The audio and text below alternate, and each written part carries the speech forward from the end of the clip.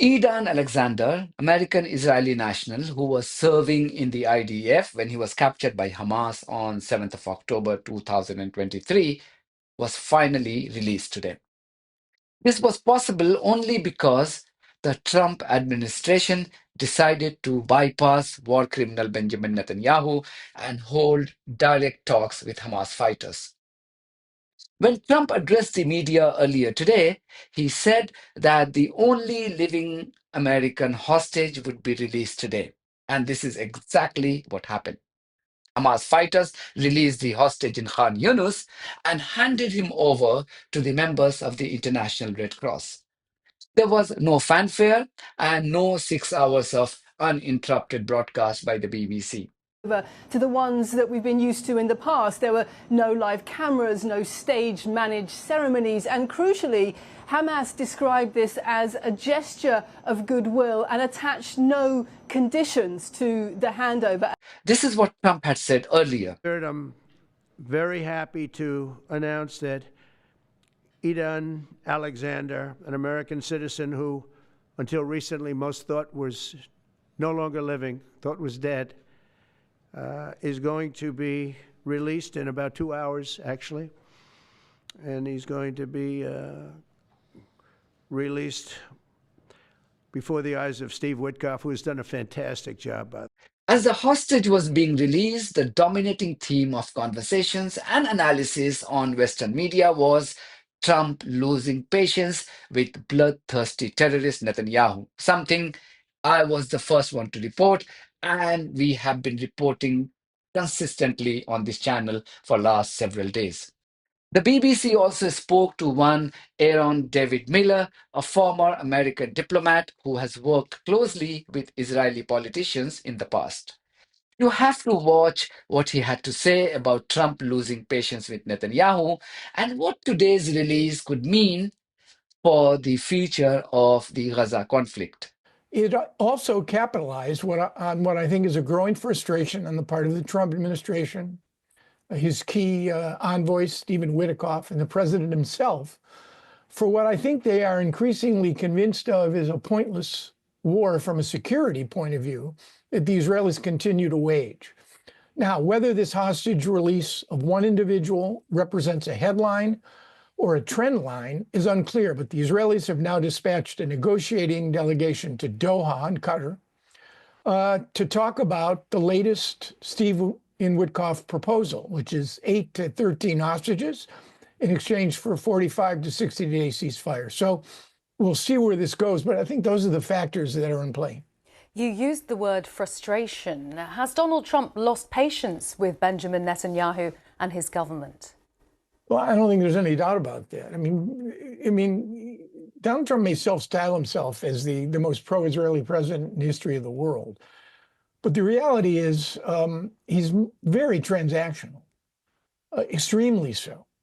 Unlike Joe Biden, who had a deep, deep, abiding feeling about the people of Israel, the security of Israel, the very idea of Israel. I don't think Donald Trump has any of that. I think he's a deal maker.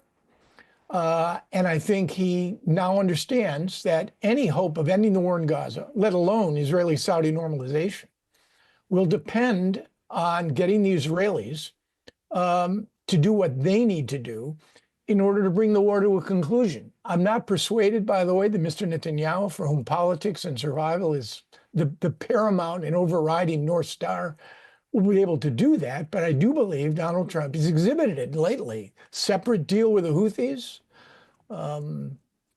allowing his hostage negotiators several months ago to meet with Hamas two or three times. And this deal, which clearly caught the Israelis by surprise, suggests to me a degree of willingness to operate independently of Jerusalem. And having worked for a lot of administrations, Jimmy Carter to Bush 43, that is a rare sort of attitude to take for an American president. War criminal Netanyahu tried his best to give his spin, but he was exposed by the adoptive father of the hostage when he chose to thank Trump and his team for the release of Edan Alexander. No mention of Netanyahu or any members of his medieval gang of terrorists. I want to tell to President Trump and Wyckoff and all these people of Trump, his team, that thank from my bottom of my heart that they bring Iran home, bring Iran back to us, and now there is 50, other 50, 58 hostage that we need to bring them back all together. But the most fascinating development took place on Sky News, where David Mencer, who doesn't need any introduction, he is a former member of the UK Labour Party and currently working as the spokesperson of the Israeli government. What happened was that he lost his cool when the presenter reminded him about the humiliation inflicted upon Netanyahu by Trump. His meltdown was absolutely incredible. It does seem that there's a pattern developing. America has done this deal without Israel. They've done a deal with the Houthis, no Israel. They're talking to Iran, no Israel. Isn't this all humiliating for Benjamin Netanyahu?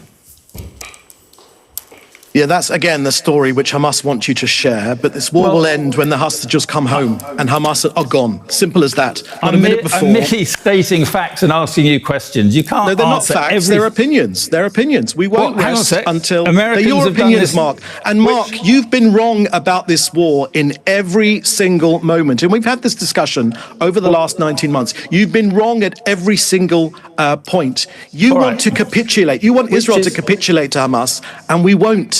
We won't do it because we're a democracy. I'm happy to be asked questions. I appreciate that. Completely appreciate that. Ask me a decent question, I'll answer it. Well, please do. Tell me where this is wrong. Did the Americans have any involvement in the release of this? The Israelis have any involvement in the release of this hostage? Have the Israelis had any involvement in the deal with the Houthis that the Americans have done?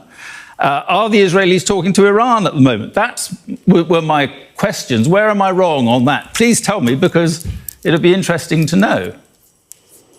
We are closer than ever with our American allies.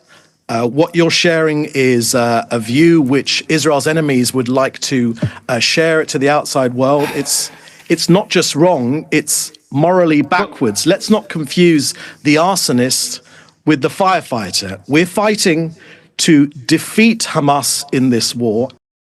Meanwhile, spare a thought for the 2.1 million population of Gaza who are facing acute food shortages. More than 500,000 of them are at the risk of immediate harm if they don't receive food urgently.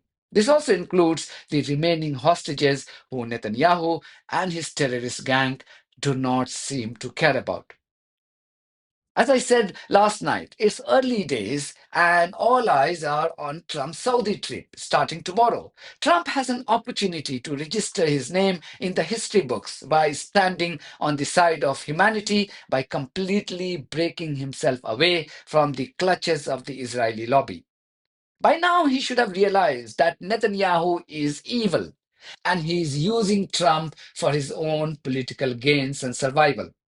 It's up to Trump to decide whether he wants to be controlled by a war criminal whose survival depends on US dole. Trump should also pay attention to the growing sentiments against Israel within the Republican Party. Listen to what his own Congresswoman, Marjorie Taylor Greene, or MGT, had to say on this topic. I don't think we should be fighting wars on behalf of Israel. And many Americans agree with that. I'm one of those Americans that are really sick and tired of the narrative that we're constantly told that we're supposed to hate some country that's overseas, that maybe we've never been to. We don't know anything about that country, but we're told that they're the greatest threat to our freedoms and our democracy, and that we have to go to war with them. I've never seen a Houthi or a Houthi, or however you pronounce it. I don't even know what they look like. I haven't seen them back home in Rome, Georgia, where I live. I haven't seen them in Washington, D.C. And I keep saying that, how is this a threat to everyday Americans when they are not threatening us here at home on our homeland? Anyway, we will learn about the future of the Gaza conflict in more detail after Trump has held meetings with the leaders of the Gulf countries. At least I would like to hope that. I promise to keep you posted on this and other big stories. Thank you very much for your support of this platform and our journalism on buymeacoffee.com and Patreon. If you too think that our journalism is worth supporting, then you too should consider becoming part of it. Details are there in the description of this video. In the meantime, if you haven't subscribed to my channel, please do so, because that's one of the many ways you can support independent journalism. God bless you all.